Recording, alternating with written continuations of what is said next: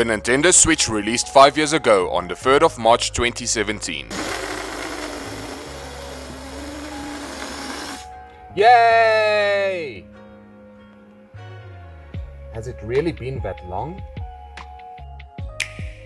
I became a Switch owner in January 2018 when I used my last paycheck from my previous life to buy a Switch, and since I've gotten mine, it has been my main platform for gaming. You know what? I think I'm starting to like this thing. For those who don't know, and trust me, there are a lot of people who still don't know, especially in my country. The Nintendo Switch is a hybrid console that can be played at home in a dock on a TV, or it can be picked up and played portably. Wait, that sounds familiar. So what is a Nintendo Switch? The main console is this little tablet. It's the part that plays the games and powers the overall experience, but on its own, it's pretty useless. You do get some games that can be played just like this, but if you really want the Nintendo Switch experience, you're going to need a Pro controller or these little bad boys. These connect to the console to give you a portable playing experience, or they can be detached and used either as two single controllers or as a pair for a full controller. This way, the Switch can either be used in handheld or tabletop mode. You also get this thing called the dock. On its own, it's also useless, but combined with a Nintendo Switch system, it forms a mega Switch that can connect to a television or monitor, allowing you to watch YouTube on a bigger screen. Or, like play games or whatever. Since its launch, there have been a few console variations, including the original Switch, which offers the full Nintendo Switch experience. You also get the Switch Lite, which is cheaper and a portable only version.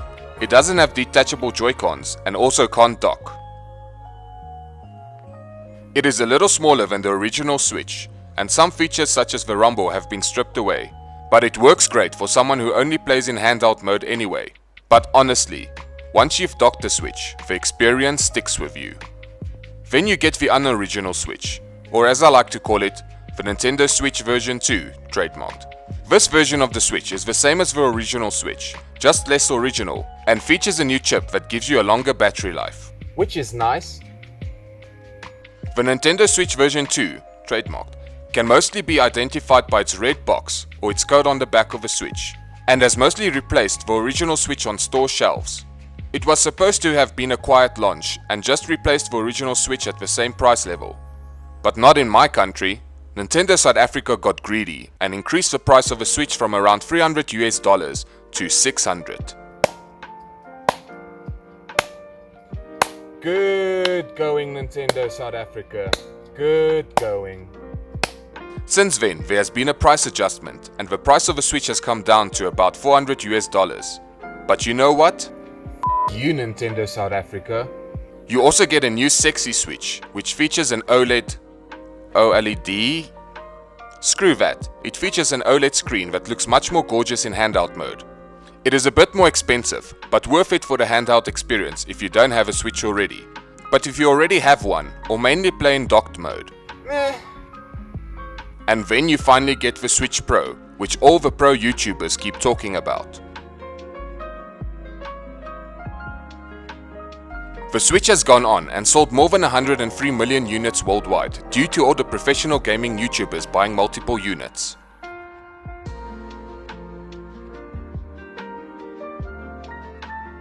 Although not being very powerful, it has still managed to become the 5th best-selling console ever, even outselling the original PlayStation. The number of units sold keeps increasing at a steady rate, and the Switch has managed to capture our hearts and give us breathtaking experiences, some of which we thought were never possible on the system. It helped move Nintendo into a new era and regain a lot of the hype they lost during the Wii U era. Things were so bad that at a point I didn't even know that the Switch existed until 9 months after its release, when my older brother showed me this fancy new Nintendo console that could play a game called Breath of the Wild.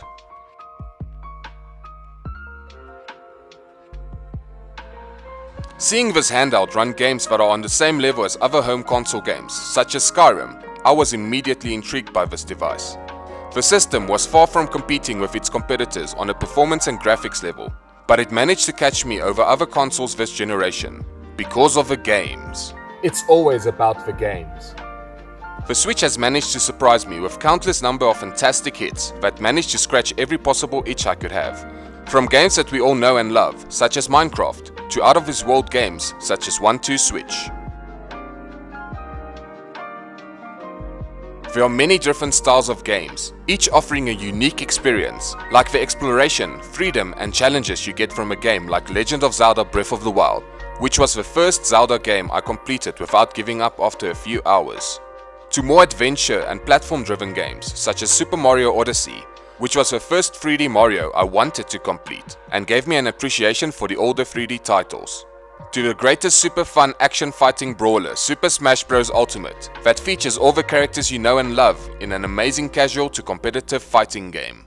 And then the super awesome competitive shooter Splatoon 2, which I talked about a lot in a previous video. We've even had nostalgic Pokémon adventures updated for a modern console, such as Pokémon Let's Go Pikachu and Let's Go Eevee, and Pokémon Brilliant Diamond and Shining Pearl. We've had new disappointments, such as Pokémon Sword and Shield, a better direction for Pokémon games, such as Pokémon Legends Arceus, and hopefully also the upcoming Pokémon Scarlet and Violet. So much Pokémon! The Switch has also managed to revive games that would have been lost on the Wii U, such as the amazing Mario Kart 8 Deluxe, that has become the Switch's best-selling game and is even receiving new DLC all these years after its release. The Switch has also changed the way we exercise with creative ideas such as Ring Fit Adventure, and saved us from losing our minds during lockdown with relaxing games such as Animal Crossing New Horizons. Since I've gotten my Switch, I've played mostly in handheld mode. Why yes, I do love handheld gaming. How could you tell? But when I do play it docked, it reminds me how amazing the system really is, and it feels like a completely different experience. The Switch, however, doesn't come without a few flaws. Something that can really break my speed when gaming is the weak Wi-Fi connection of the Switch. This is terrible!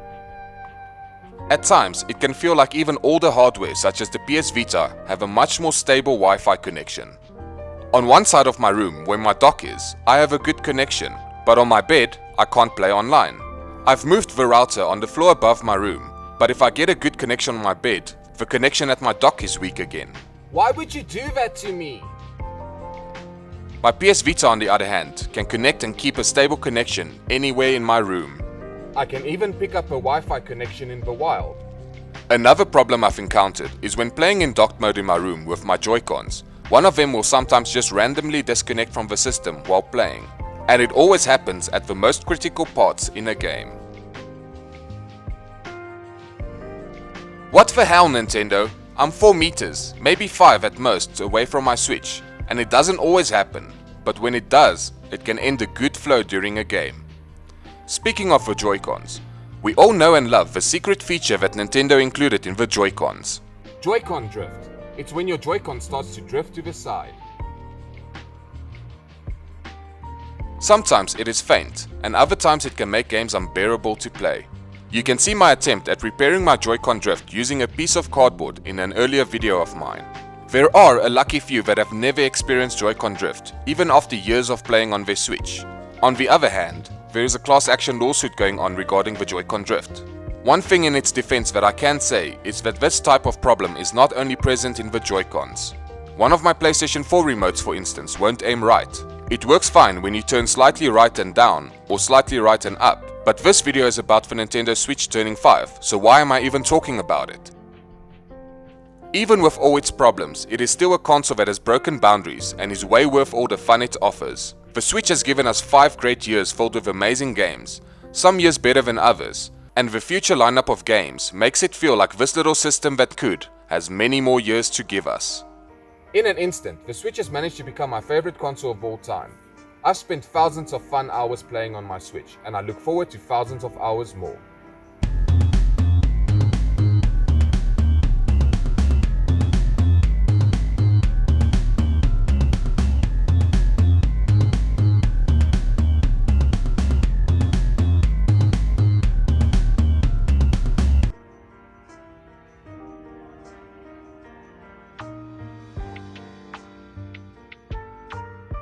Don't mind me, I'm just trying to make this video 10 minutes long.